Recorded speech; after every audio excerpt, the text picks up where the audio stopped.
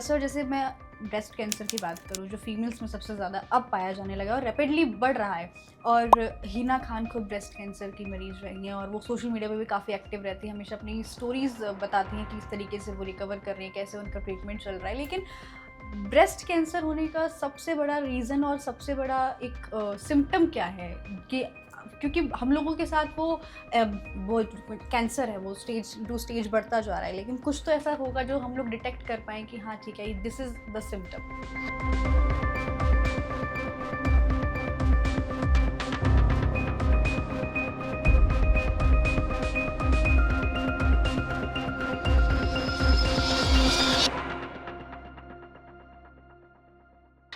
कोई भी स्तन में कोई भी गांठ हाल फिलहाल में आपने देखी, उसकी जांच जरूर है।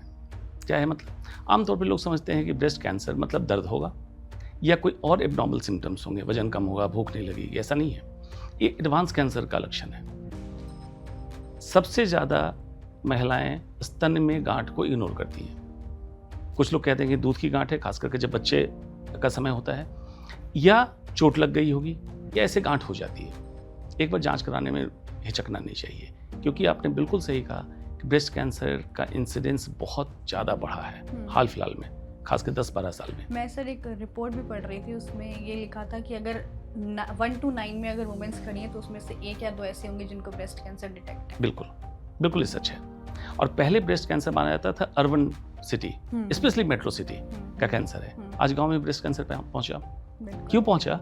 क्योंकि जो लाइफस्टाइल शहर के लोग कर रहे हैं वही गांव वाले कर रहे हैं। अब गांव वाले भी पैक्ड आटा, पैक्ड चावल का इस्तेमाल करने लगे। उनके यहाँ भी ब्रेड, पास्ता, नूडल्स जैसी चीज़ें पहुंच चुकी है, और वो भी डिजिटली कनेक्टेड रहती हैं। रील्स गांव वाले ज़्यादा देख रहे हैं, शहर वाले कम देख रहे हैं। तो ये लक्षण हो गया कि कोई भी गठान हो स्तन में। दूसरा, निप्पल डिस्चार्ज, कोई भी निप्पल के रास्ते डिस्चार्ज हो, स्पेशली उसका रंग अगर लाल हो, खून जैसा, जांच जरूर करा लें।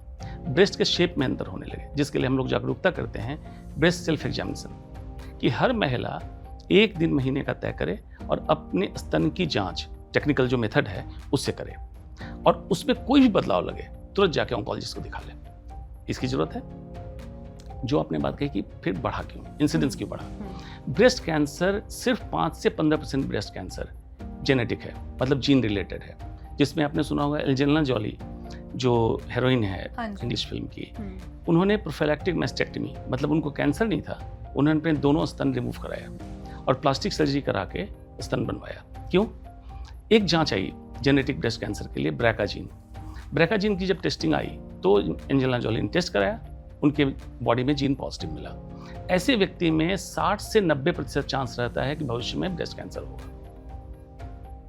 फिर उनकी हिस्ट्री देखी गई तो उनके मदर को भी ब्रेस्ट कैंसर था, उनकी नानी को भी ब्रेस्ट कैंसर था। तब उन्होंने डिसाइड किया प्रोफाइलैक्टिक मैस्टेक्टमी। प्रोफाइलैक्टिक मतलब कैंसर हुआ नहीं, उसके पहले सर्जरी करा लो कैंसर से बचने के लिए, उन्होंने करा लिया। तो ये 5 से 15% ब्रेस्ट कैंसर जेनेटिक है।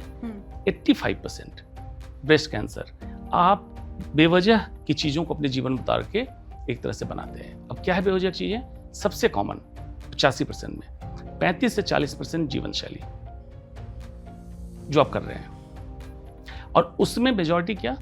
जो आप खाना खाते हैं, डाइट। जो हम खाना खाते हैं कहीं ना कहीं जाके हमारे शरीर को या तो पोषण देगा या बीमार बनाएगा। डाइट को छोटा ना समझें।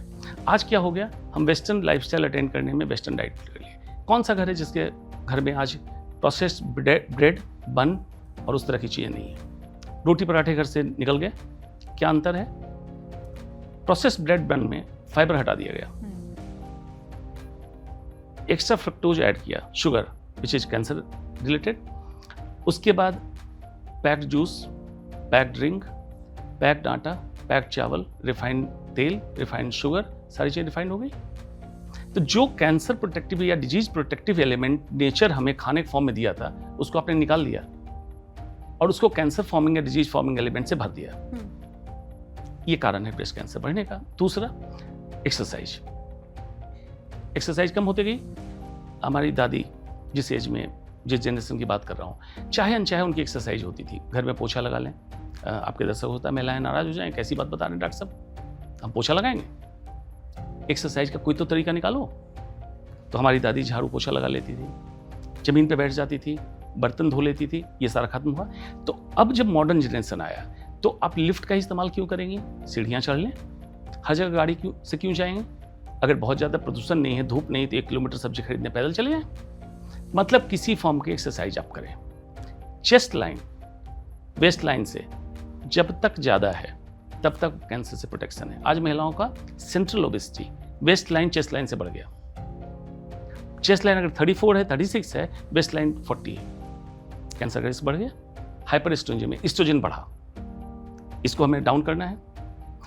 एडिशनल जितने कॉस्मेटिक का इस्तेमाल करने लगी फीमेल, जो ट्रांसकुटेनियस ट्रांसडर्मल एब्जॉर्प्शन स्किन पे लगाते हैं, वहाँ से एब्जॉर्ब हो गया। हेयर कलर, जितने एलिमेंट्स हैं, टूथपेस्ट में SLS L'Oréal sodium level sulphate, phthalates, cosmetic में अंडर आर्म स्प्रे करते हैं, उसमें पैराबेन, थैलेट्स। जब मैं समझाने लगूँ तो आपको लगेगा कि ब्रेस्ट कैंसर सच में कम हो रहा है, कैंसर ज़्यादा होना चाहिए।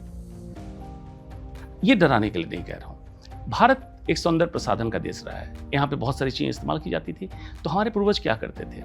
पलास का फूल, टेसू का फूल, रोजमेरी, इस तरह की चीज़ों को अपने जीवन शैली में, जो कैंसर प्रोटेक्टेड था, उसको आप कॉस्मेटिक फॉर्म में अपने जीवन में ले आए। शैम्पू को हटा दें, हिना, रीठा, सीका कई भिगो कर रखें, उससे बाल धो लें।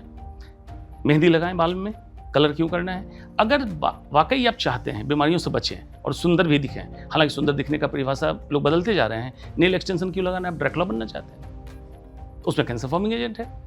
इस तरह से चीज़ों को समझो, और जो सुंदरता का पैमाना एक सफल औरत लेके आ जाएगी, अगर सॉल्ट एंड पेपर हेयर एक सफल औरत लेके आ जाए, वही फैशन बन जाएगा। बिल्कुल। तो साइंस को इससे मतलब नहीं है कि आप कौन हैं। साइंस में नियम का वायलेशन आप करेंगे तो बीमारी होगी। बिल्कुल, मतलब ये है कि डिसिप्लिन जो पहले से चलता आ रहा है उसको अगर हम लोग डिसकंटिन्यू करके, जैसा आप बता रहे हैं, वो लाइफस्टाइल जिएंगे तो कैंसर होने के और ब्रेस्ट कैंसर होने के चांसेस कम हो जाएंगे। और अभी आपने एक प्लास्टिक सर्जरीज की बात करी, तो बहुत सारे ऐसे नॉट ओनली सेलिब्रिटीज़, बहुत सारे ऐसे लोग हैं जो लिप फिलर्स करवाते हैं, सिलिकॉन्स चलवाते हैं ब्रेस्ट में, और बहुत सारी प्लास्टिक सर्जरीज करवाते हैं, तो उनके में भी कैंसर रेट जो है हाई हो जाता है। देखिए, इसमें 2-3 चीज़ें हैं।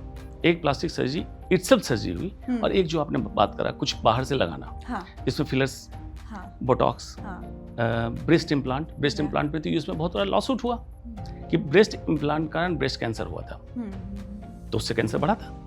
अदरवाइज बॉडी में कोई भी एक्सटर्नल एलिमेंट डालते हैं, कैंसर के लिए कोई आप डिफाइन करके नहीं बता सकते हैं इससे कैंसर नहीं होगा। अगर ड्यूरेशन लंबा है किसी केमिकल के एक्सपोजर का और बार बार हो रहा है, तो ऐसा एलिमेंट भी कार्सिनोजेनिक हो सकता है जिसके बारे में सोचा नहीं हो। बिल्कुल। तो बाहर से चीज़ों को ना लाएं, नेचुरली फिट रहें, नेचुरली ब्यूटीफुल रहें, ये ज़्यादा एक्सेप्टेबल है रादर देन कि किसी भी चीज़ों का इस्तेमाल करके आप ब्यूटीफुल हैं। और पाउटिंग लिप का कॉन्सेप्ट तो आज 12-15 साल का आया है। इंडियन फीमेल की ब्यूटी थी thin lips. Angelina Jolie film में आई, फिर यहाँ पे करीना कपूर आई, उन्होंने मोटे लिप्स का करा। अब सारी लड़कियाँ चली गई बोटॉक्स, फिलर्स डलवाने, बोटॉक्स करने लगी।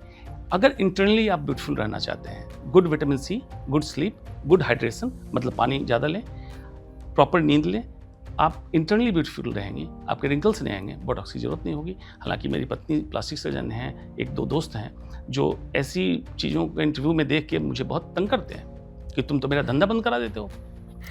मैं कहता हूँ सुंदर रहने के मैं फेवर में हूँ, हाँ, लेकिन केमिकल वेस्ट नहीं। आप नेचुरल चीज़ों को ज़्यादा सपोर्ट करते हैं as compare to chemicals. Nature ने हमें अद्भुत विरासत दी है। अगर हम प्रकृति को पूज लें तो सच में हम बीमार नहीं होंगे।